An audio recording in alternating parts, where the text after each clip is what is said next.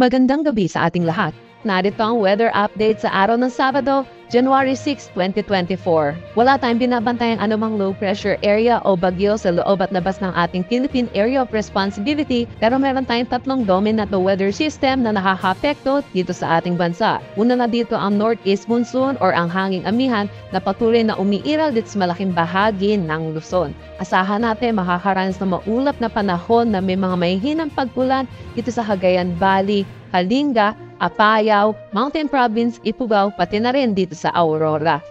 Yung easterlies naman natin or yung mainit na hangin na nagagaling sa dagat Pasipiko ay patuloy na umiiral dito sa malaking bahagi ng Visayas at kabuuan ng Mindanao.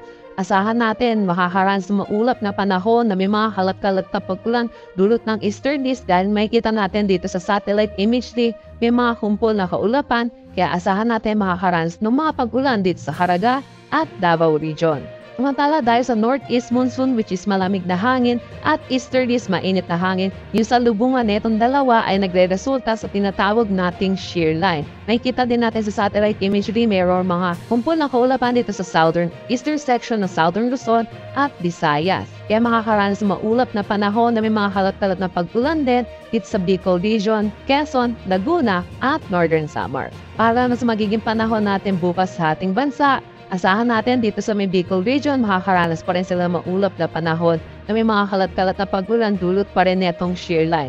Samantala, northeast monsoon naman ang mag-favor bayo sa mga laking bahagi ng Luzon. Sa Metro Manila, maglalaro ang temperatura between 23 to 31 degrees Celsius, Lawag 23 to 31, Tuguegarao 22 to 29 degrees Celsius. Para naman sa Baguio, 16 to 24 degrees Celsius, Tagaytay 22 to 29 degrees Celsius at Legazpi 25 to 29 degrees Celsius. Para naman sa nalalabing bahagi ng ating bansa, asahan pa rin natin yung eastern section pa rin ng Visayas ay makakaranas pa rin ng maulap na panahon na may mga kalat-kalat na pag-ulan dulot pa rin ng shear line.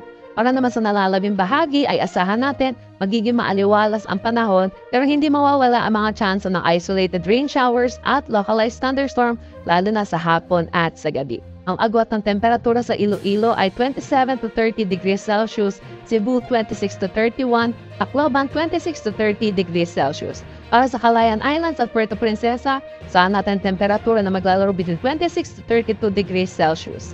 Sa Cagayan de Oro 24 to 31, Zamboanga 24 to 32, at Davao 25 to 32 degrees Celsius. Wala tayong nakataas na anumang gale warning sa anumang seaboards ng ating bansa. Dahon naman tayo sa magiging panahon natin sa susunod na 3 araw sa mga piling syudad ng ating bansa.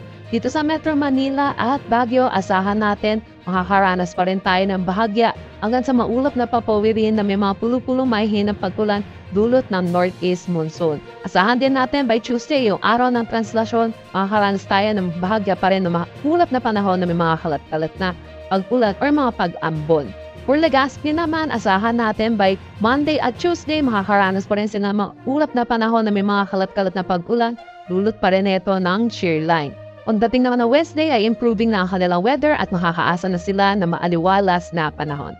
For Metro Manila, maglalaro ang temperatura between 23 to 31 degrees Celsius, Baguio 16 to 24, Legazpi 25 to 32 degrees Celsius. Para naman sa Visayas, sa Metro Cebu, asahan natin makakaranas sila ng maaliwalas na panahon. Pero pagdating sa Tacloban, asahan natin makakaranas pa rin sila ng maulap na panahon na may mga pag-ulan dulot pa rin netong shear line. For Iloilo, asahan natin magiging maaliwalas din ang kanilang panahon na may mga tsansa para ng isolated rain showers at localized thunderstorm. For Metro Cebu, maglalaro ang temperatura between 25 to 31 degrees Celsius, Iloilo 26 to 31, Tacloban 26 to 32 degrees Celsius. Para naman sa Mindanao, dito sa Metro Davao, Cagayan de Oro City at Zamboanga City, asahan natin na magiging maaliwalas ang panahon. Sa Metro Davao, maglalaro ang temperatura between 25 to 33 degrees Celsius, Cagayan de Oro 24 to 31, Zamboanga City 24 to 33 degrees Celsius.